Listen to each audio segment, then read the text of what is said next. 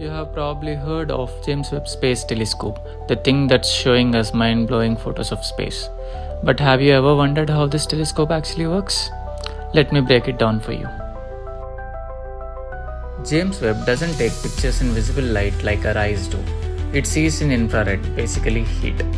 That's how it spots ancient galaxies, hidden stars and even planets, stuff that's invisible to the Hubble telescope. The big round golden mirror? That's not just for aesthetics. It's 6.5 meters wide and made of 18 hexagon pieces like a honeycomb. They reflect light and focus it perfectly so Webb can capture faint light from 13 billion years ago. Webb has 5 layers sunshield. Imagine a giant umbrella made of super thin foil. Its job is to block heat from sun, earth and moon. Because to detect heat from space, Webb has to stay super cold, like minus 233 degrees Celsius cold. There are 4 main instruments on board, but here's the simple idea. They take in heat from stars, planets and galaxies, then turn that into data. One of them even looks at the air around other planets to check for stuff like water, carbon dioxide or even signs of life. Webb was too big to launch as it is, so it was folded up like origami inside a rocket.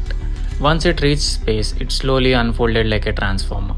That process took 2 weeks, and if anything had gone wrong, the whole mission would have failed.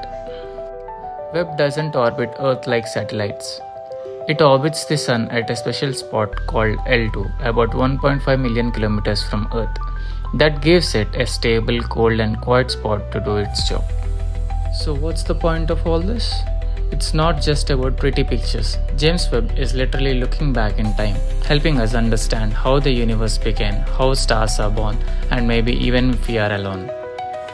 So yeah, James Webb is a 10 billion space telescope that sees heat, hides behind a space umbrella, folds like origami, and looks 13 billion years into the past.